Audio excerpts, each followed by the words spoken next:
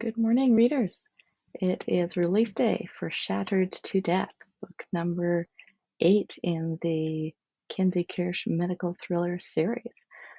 So if you enjoy strong female protagonists, medical mysteries, delving into the depths of the human psyche, so sort of a psychological thriller as well, then I'm sure that you will enjoy this book.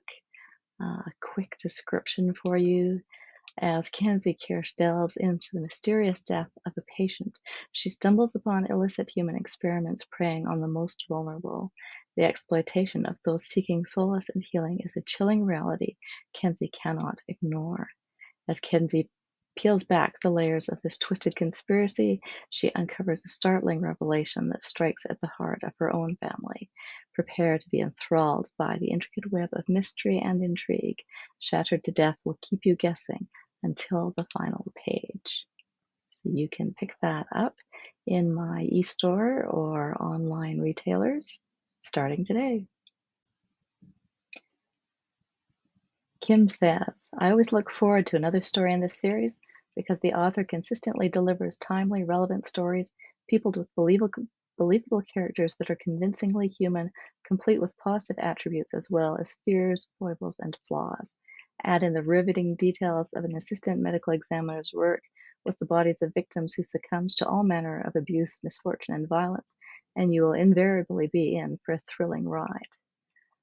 Kim also says, I don't want to give anything away, so I'll just offer my highest recommendation that you grab a copy of this book and settle in for a gripping story that just might have you looking over your shoulder the next time you go out.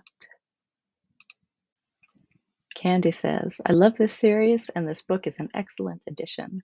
Once again, I was up late reading this book to see how it ended. Oh well, sleep can be overrated. Rosemary says, it's down to Kenzie and Zachary to investigate with the help of Detective Garcia, and what they unearth will shock and surprise you for sure, all the way through this unputdownable thriller. Read it today to find out the exciting conclusion. I'd like to do a release day reading from Shattered to Death. So this is from chapter 1. Kenzie was just dropping off to sleep when her phone rang, making both her and Zachary jump. Zachary instantly sat up and reached for his phone, even though it wasn't his ringtone. He pulled back after touching it, realizing by then that it wasn't his phone that was ringing. It took longer for Kenzie to rouse herself to some semblance of logical thought and to reach for her phone.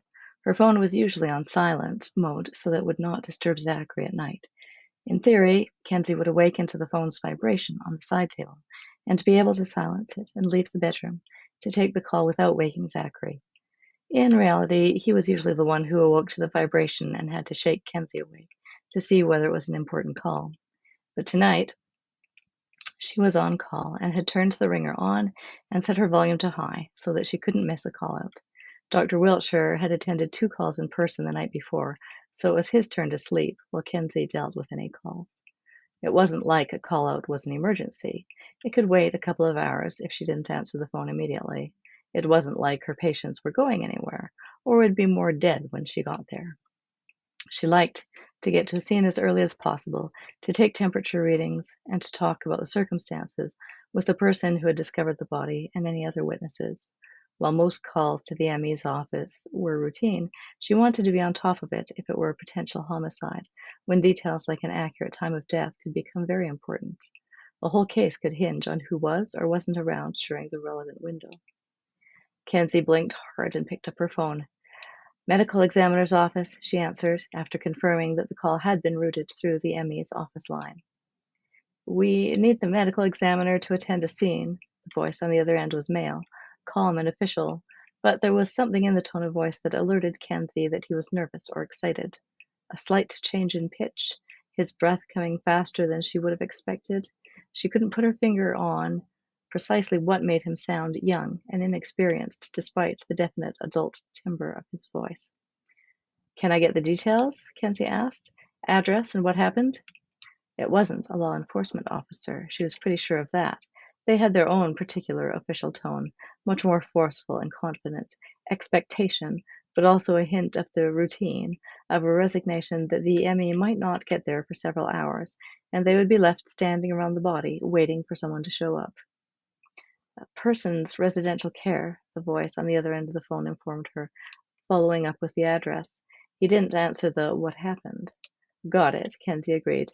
Can you tell me the circumstances of the death? I'd like to know whether I can get by with the death kit I have with me or whether I need to pick up additional equipment from the office. Well, I don't know. He just died. He just died, Kenzie repeated. In a medical facility? Yes, I don't know what happened. Someone should come. I'll be there. No sign of violence? What was the patient in care for? Psychiatric.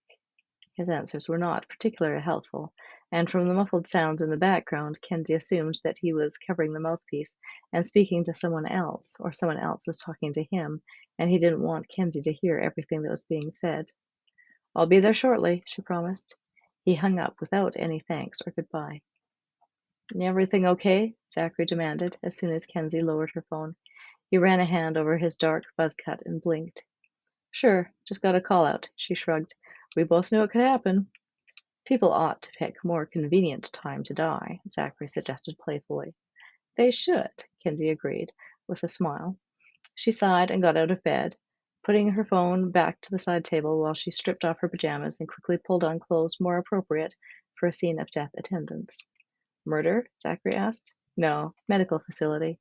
She didn't tell him anything more than that.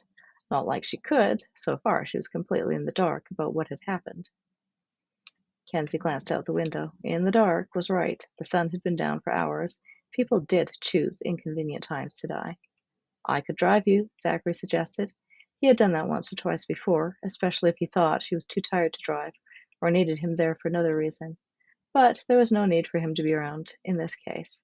No indication it was anything other than a patient dying in his sleep. It was not an uncommon occurrence in a psychiatric facility. No, you stay home and get your sleep, Kenzie told Zachary, even though she knew there was no way he would sleep while she was gone. He would get up and work on his laptop or watch TV or just pace. I don't know how long I'll be, but I'm fine. No need for both of us to be out. I'm happy to come along. Not necessary. Thanks for the offer, though. Zachary sighed. Kenzie knew that he would have preferred to go with her, and she didn't know how long she would be and didn't want him sitting around in the car waiting for her to finish her routine tasks at the scene. Though it wasn't like he minded spending time sitting in the car. In fact, he chose to sit in it for hours on end when he was on a surveillance job. That was the life of a PI sometimes. More often than not, he was assigned to keep an eye on someone to learn their schedule, where they worked, whether they were having an affair, or whether they were able to do more than they had told their insurance company after an accident.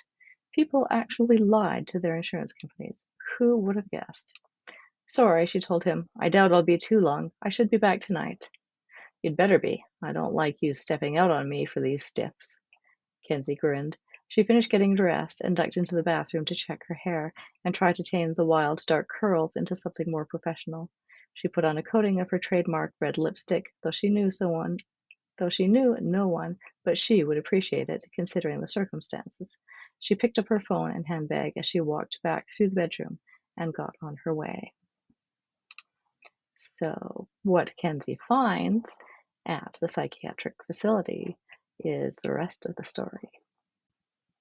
You can read Shattered to Death as a standalone mystery. If you want to get caught up on the rest of the series, you can get the first 7 Kenzie Kirsch books in a single package, books 1 through 7, or you can also get the combined package of the first 13 books in the Zachary Goldman series, which is the series that intertwines with the Kenzie Kirsch series. And you can find those 20 books in one package in my e-store or some of the other online retailers. So pick that up today and binge read Zachary Goldman and Kenzie Kirsch.